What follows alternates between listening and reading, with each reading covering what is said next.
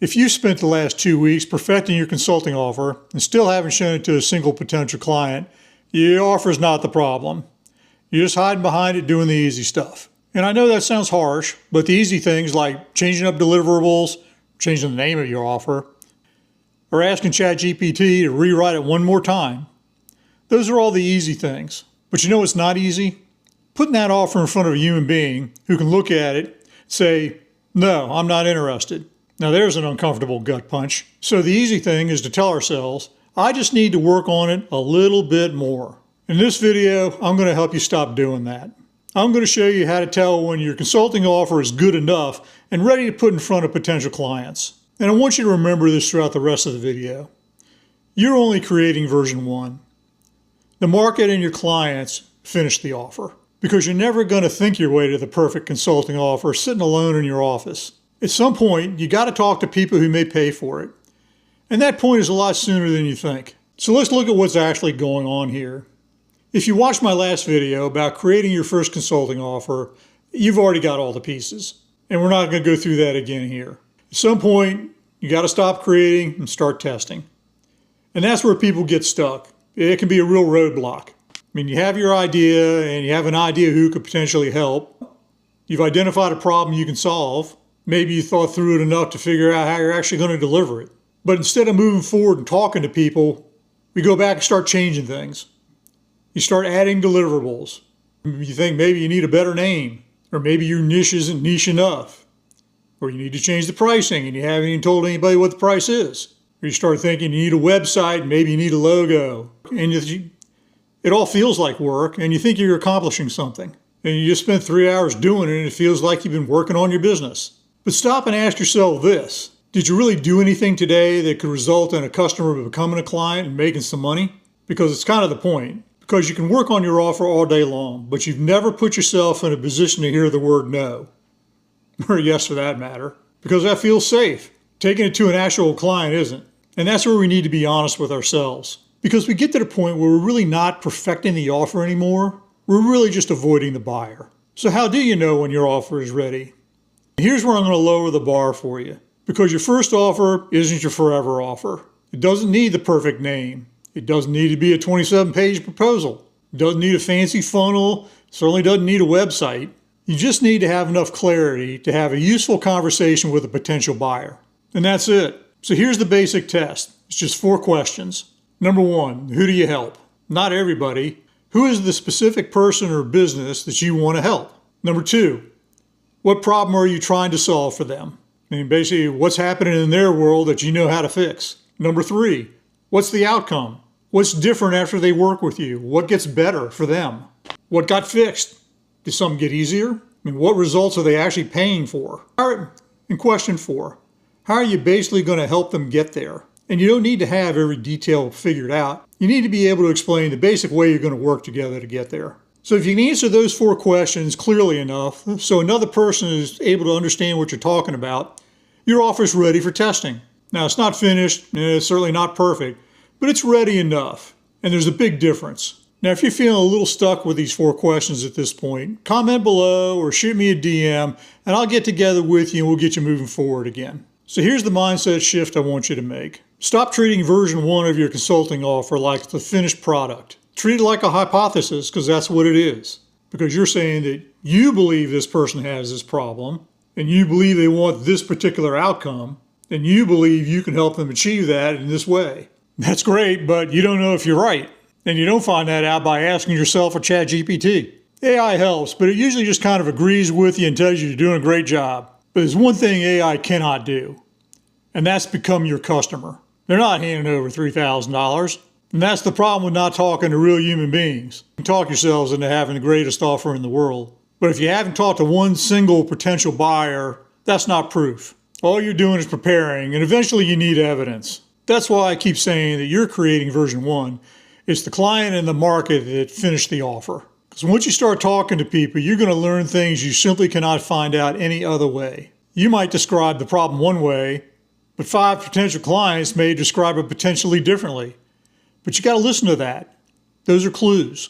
Their language describing it may be better than yours. You may think their biggest problem is A, and then discover they don't really care much about A. They're really losing sleep over B, and all that's useful. You may have 3 deliverables packaged in your offer and find out they really only care about one. And that's good information to know, because now you can make your offer a lot simpler. You may think they want one particular outcome, but once you start talking to them, you discover they want something completely different.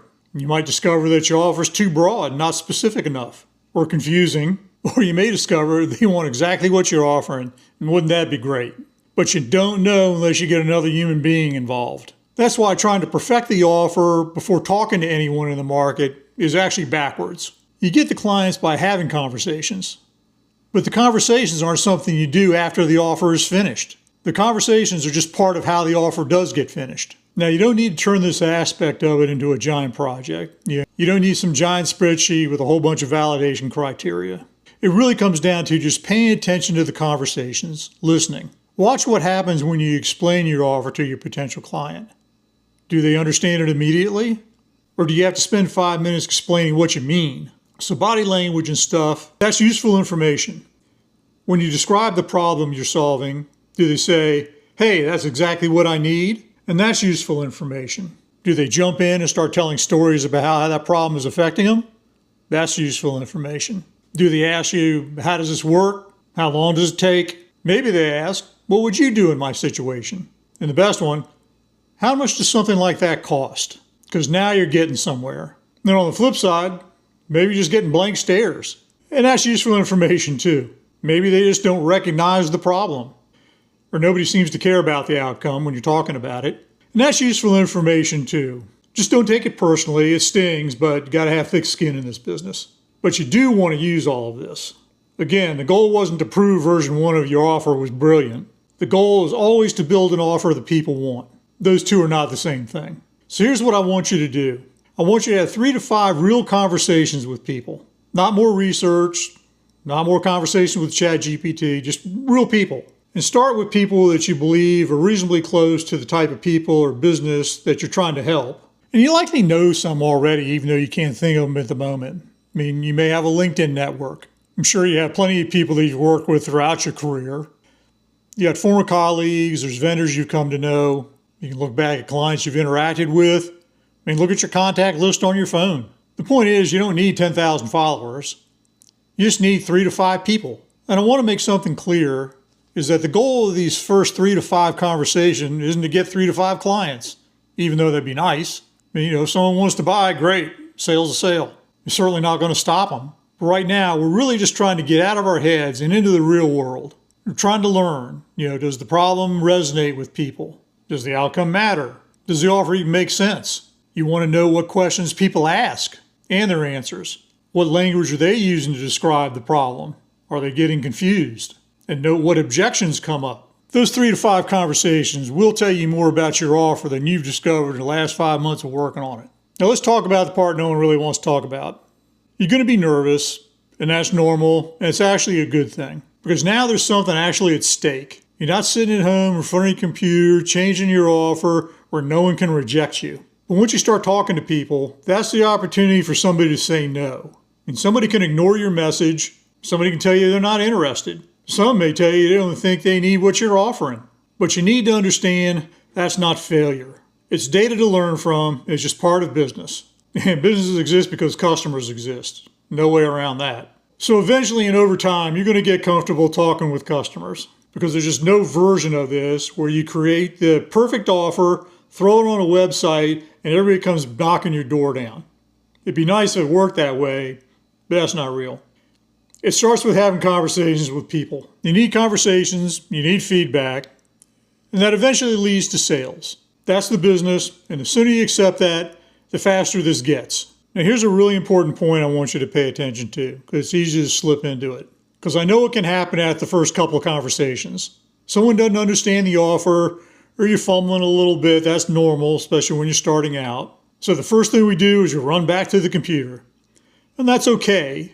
You can make an adjustment, but then you got to stop and then you got to talk to the next person. You don't spend the next week rebuilding everything. You don't have enough data for anything like that. You change one thing and go back out. So someone says they're not interested. So that's fine. But you ask why. Was it the problem? Bad timing with whatever their situation is? Was it the outcome? Maybe it's just the person. We learn something and move forward. When you have a conversation, make an adjustment, go have another conversation. It's not have a conversation and panic, spend a couple weeks redoing everything, change your niche, build a whole new offer, build a new website, and then go talk to some more people. That's the loop we need to break. You make small adjustments and you test with more conversations. That's how the offer gets better. Remember, the client and the market finish the offer. So if you already had the basic pieces of your consulting offer, I'd like you to stop working on it for the next 48 hours. Don't rename it, don't add a deliverable, don't redesign anything. Don't ask ChatGPT if it's a good idea still. Stop and identify 3 to 5 potential clients or people close enough to your market to have a useful conversation with. Write their names down, start reaching out. That's it. Because if your goal is to build a consulting business, it's not hiding in version 37 of your offer. It's hiding in the conversation you haven't had yet. But if you've been listening to this and thinking, Jim, that's exactly where I'm stuck. I've got an offer taking shape, but I just don't know if it's ready enough to start putting out in front of people. And that's exactly what I want to work with you inside my school community, Retire Consulting, at the link below. You can join with a free 7-day trial. There's nothing to lose. And it's not another giant course to sit through. It's about access to me. Bring me what you've got, show me your offer, tell me where you're stuck, and let's figure out together what's supposed to happen next. You also have the opportunity to book a free 20-minute discovery call with me. We take a look at where you are in the process and we figure out what's keeping you from moving forward. Maybe the offer needs work. Maybe it just needs to be simplified. Maybe it's ready and you just need somebody like me to tell you to stop messing with it, go talk to people. That's what we'll work on together. Again, the link to Retire Consulting is in the description below. So start your free trial, introduce yourself, and let's book that discovery call. But whatever you do, when you finish this video, don't go start looking at more videos and reworking your offer. You've created version 1, the client and the market finish it. So go have some conversations and I'll see you inside.